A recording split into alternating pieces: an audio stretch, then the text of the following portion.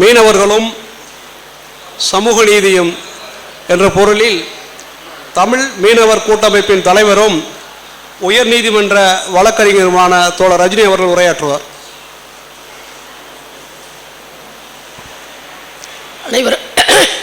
அனைவருக்கும் வணக்கம். எனக்கு இதில் 2-3 சந்தோஷம் இருக்குது. என்னன்னா 10.5% வன்னியருக்கான இடஒதுக்கீட்டை எதிர்த்து போராடி வெற்றி பெற்ற பிறகு நம்ம எல்லாரும் இங்கே கூடியிருக்கோம். நம்ம சமூக நீதி கூட்டமைப்பில் உள்ள பழைய முகங்கள் எல்லாரையும் ஒன்று சேர ஒரு இடத்தில் பார்க்கிறது. இன்னொன்று, ஜாதிவாரி கணக்கெடுப்பு நம்ம அந்த சமயத்தில் வன்னியருக்கான இடஒதுக்கீடை உள்ளிட ஒதுக்கீடை எதிர்த்து வைத்த ஒரு கோரிக்கை. அது வலுப்பெற்று வருகிறது. அதுவும் நம்ம தான் வச்சோம் அந்த கோரிக்கை, ஜாதிவாரி கணக்கெடுப்பு நடத்து அப்படின்னு சொல்லி நம்ம வைக்கிறப்ப அது இப்பொழுது மாநில அளவில் மட்டுமல்ல, நம்ம மாநிலத்தில் தான் கொஞ்சம் அது யார் நடத்தலாமா, மத்திய அரசு நடத்தலாமா, மாநில அரசு நடத்தலாமா அப்படின்னு ஒரு விவாதத்தில் ரொம்ப நாள் போய் இப்போ மத்திய அரசு பீகார் எலெக்ஷனை ஒட்டி ஒரு அறிவிப்பு வெளியிட்ட பிறகு நடத்துவதற்காக அவங்க ஒரு குறிப்பாக தேதிகள் எல்லாம் இப்போ தான் சொல்லியிருக்காங்க. தமிழகத்தில் எப்போ நடத்தப்படும், எவ்வாறு நடத்தப்படும், அந்த மொடாலிட்டிஸ் அதை இன்னும் சொல்லலை. அதில் ஜாதி இடம்பெறுமா, ஜாதி எந்த அடிப்படையில் இடம்பெறும் என்பது பற்றிய மொடாலிட்டிஸ் அவங்க இன்னும் வேணும்னே சொல்லாமல் இருப்பாங்க மத்திய அரசு. ஆனால் தமிழக அரசு அதை கணக்கில் எடுத்துக்கொள்ள வேண்டும். சமூக நீதிக்கு மிக முக்கியமானது ஒரு ஜாதிவாரி கணக்கெடுப்பு. அதுபோன்று இடஒதுக்கீடு என்று வரும்பொழுதெல்லாம் கல்வி வேலைவாய்ப்பை மட்டும்தான் நாம் பேசுகிறோம். அதில் நம்ம அரசியல் பிரதிநிதித்துவத்தையும் இனிமேல் சேர்க்க வேண்டும் என்று கேட்டுக்கொள்கிறேன். இதில் ஒரு எம்எல்ஏ சீட்டு இங்கே நம்ம எந்த முன்னுரையில் சொன்னாங்க, எந்த அரசியல் இதுலேயும் நாங்கள் இல்லை, நாங்கள் எம்எல்ஏ சீட்டு கேட்டு போகலை, எம்பி சீட்டு கேட்டு போகலை அப்படின்லாம் சொல்கிறாங்க. நான் என்ன சொல்கிறேன், மீனவர் போன்ற மிக விளிம்பு நிலையில் உள்ள சமூகங்களுக்கு அது தேவை. இன்றைக்கு தூத்துக்குடி துப்பாக்கி சூடு அது மீனவர்களை, அதுக்கு பேர் தூத்துக்குடி ஸ்டெரிலைட்டு துப்பாக்கி சூடு, ஆனால் அது பெரும்பாலும் மீனவர்களை குறிவைத்து நடத்தப்பட்ட ஒரு துப்பாக்கி சூடு. இருக்கிறதுனால தான் எல்லா போராட்டத்தையும் இப்படி தூண்டி விடுறாங்க. அது மீனவர்களுடைய ஒரு பாரம்பரிய இடமான பனிமயமாதா கோயிலில் தொடங்குது. அது எல்லாமே நீங்கள் பார்த்தீங்கன்னா அது 3 கலெக்டர் ஆஃபீஸில் ஒருத்தர் துப்பாக்கி சூடு நடத்திட்டு திரேஸ்புரம் கலெக்டர் ஆஃபீஸ்லேருந்து ஒரு 30 கிலோமீட்டர் தொலைவில் இருக்குது. அங்கே ஒரு துப்பாக்கி சூடு நடத்தி அங்கே ஒரு மீனவர் லேடியை கொலை பண்ணுறாங்க. இப்படி இருக்கும். இப்போ மீனவர்களை ஆஃப் பண்ணிட்டா ஸ்டெர்லைட் போராட்டத்தை ஆஃப் பண்ணிடலாம் அப்படின்னு தான் கார்பரேட் அப்போது இருந்த அரசுகளின் கணக்கு. அப்போ இன்றைக்கு வரைக்கும் அவர்கள் மேல் நான் ஒரு 2 வழக்கு போட்டிருக்கேன். அந்த வழக்கு நீதிபதிகள் சும்மா லிஸ்ட்டில் வரும்.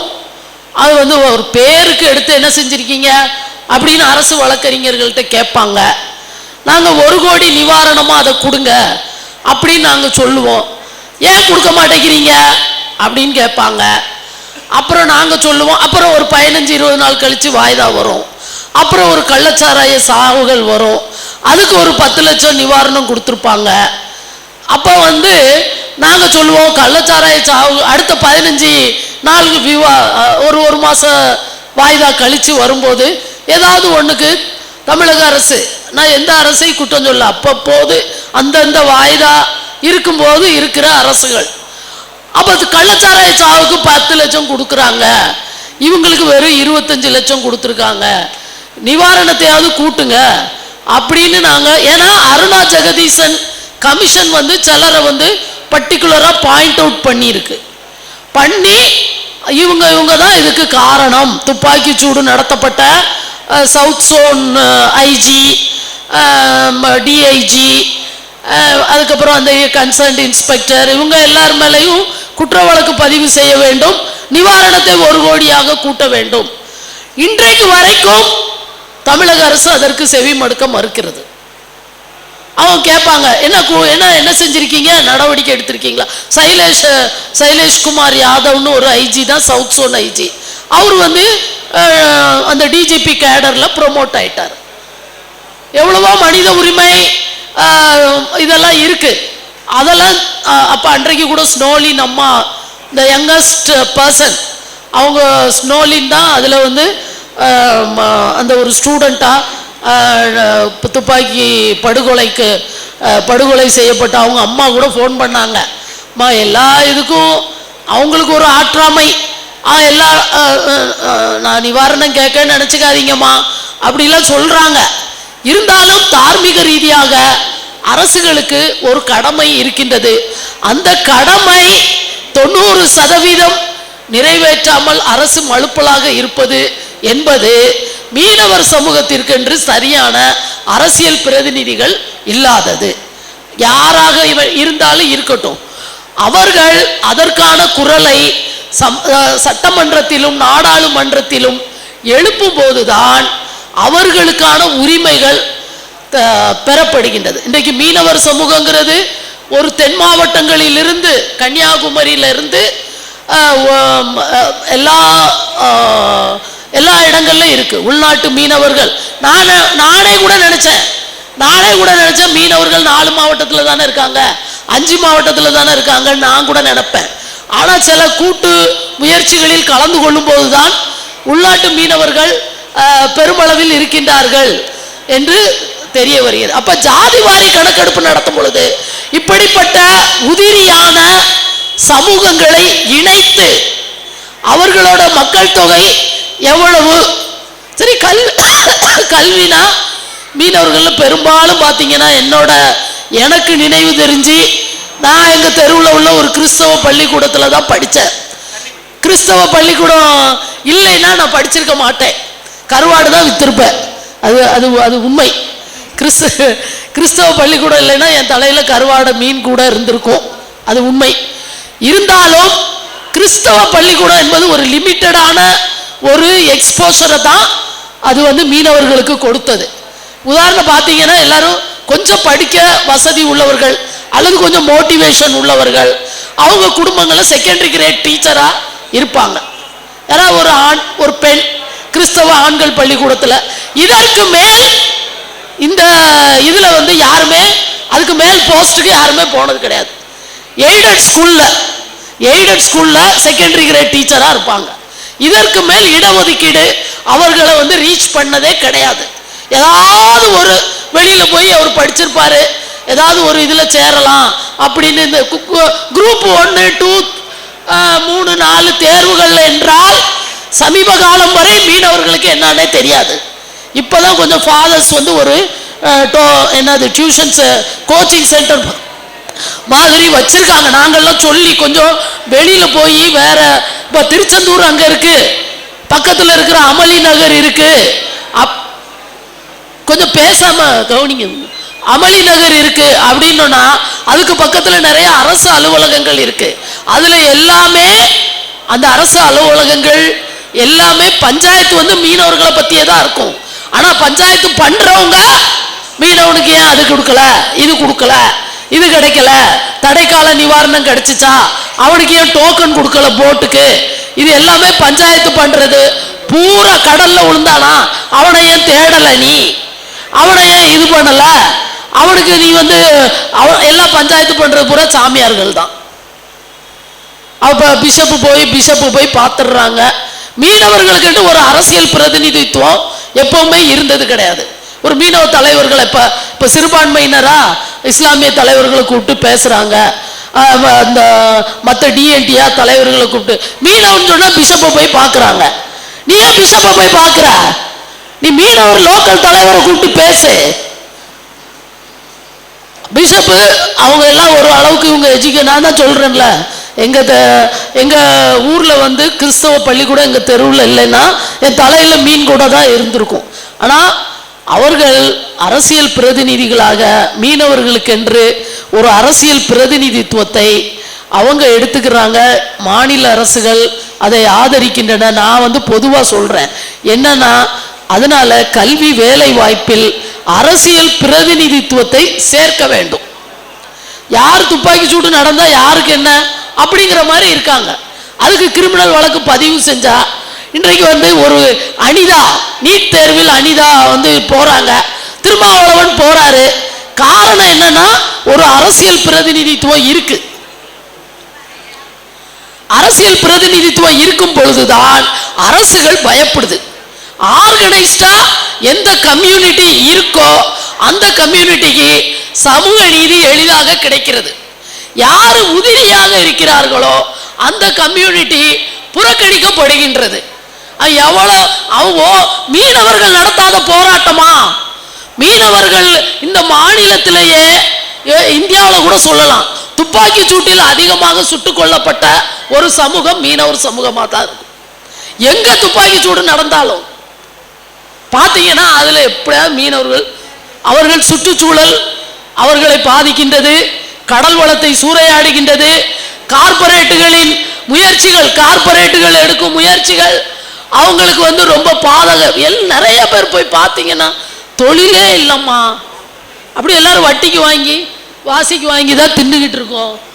கடலுக்கு போயிட்டு சும்மா சும்மா இப்போ நிறைய டிவில எல்லாம் போடுறாங்க, காசிமேட்டில் கூட்டம் அலை மோதியது, மீன் வரத்து அதிகம் அப்படிலாம் இன்று நான் கூட டிவியில் பார்த்தேன் இன்றைக்கு. அதனால மீன் விலை அதிகம் அப்படிலாம் அது ஒரு மாதம் 2 மாதத்துக்கு. அதே போல் நிறைய மீன்களை இவங்களும் அனுபவிக்கிறது இல்லை.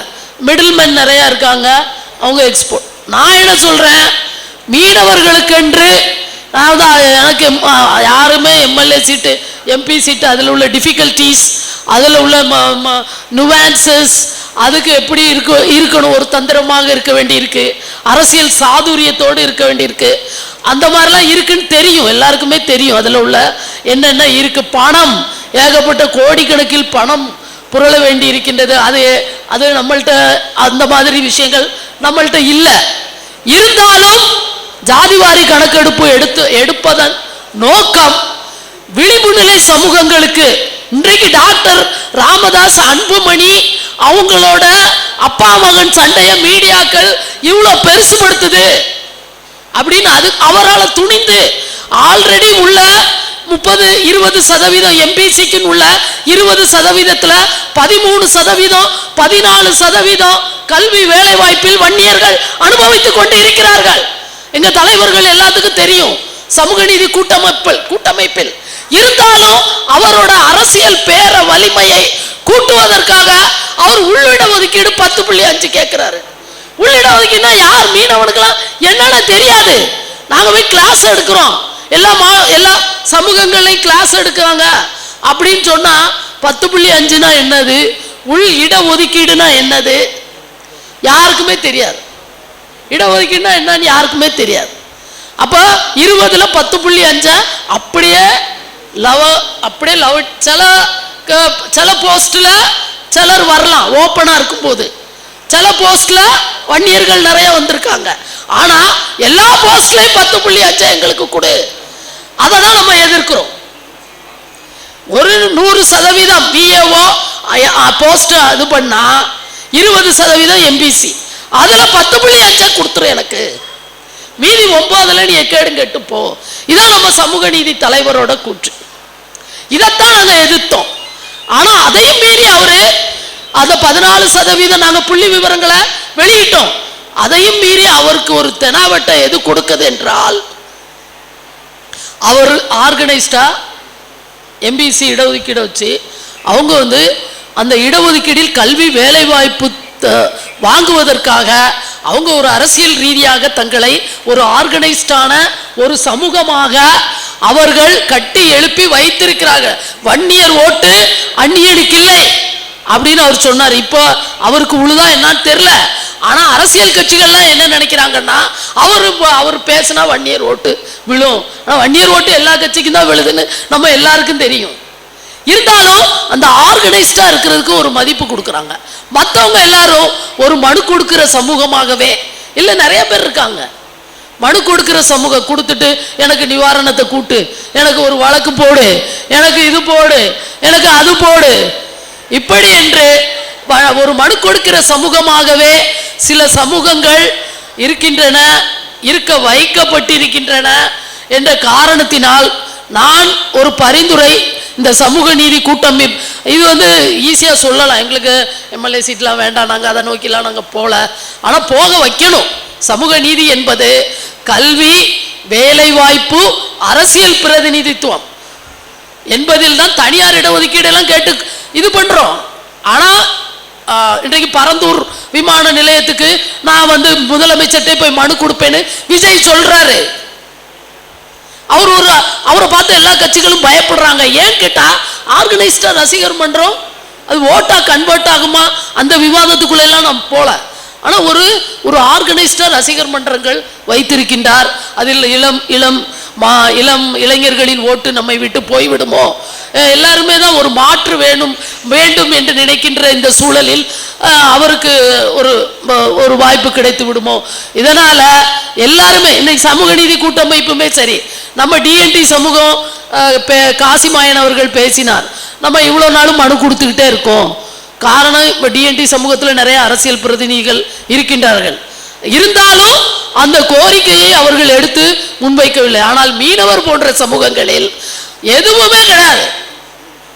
அது போன்ற சமூகங்கள் மிகவும் விழிப்பு நிலையில் உள்ள சமூகங்களுக்கு கல்வி, வேலை வாய்ப்பு, அரசியல் பிரதிநிதித்துவம் இருந்தால் மட்டுமே அவர்களது துயர் துடைக்கப்படும், எதிர்காலத்தில் அவர்களுடைய கோரிக்கை நிறைவேற்றப்படும் என்று கூறி எனக்கு வாய்ப்பளித்த சமூக நீதி கூட்டமைப்பின் அமைப்பாளர்களுக்கு நன்றி கூறி விடைபெறுகின்றேன். நன்றி, வணக்கம்.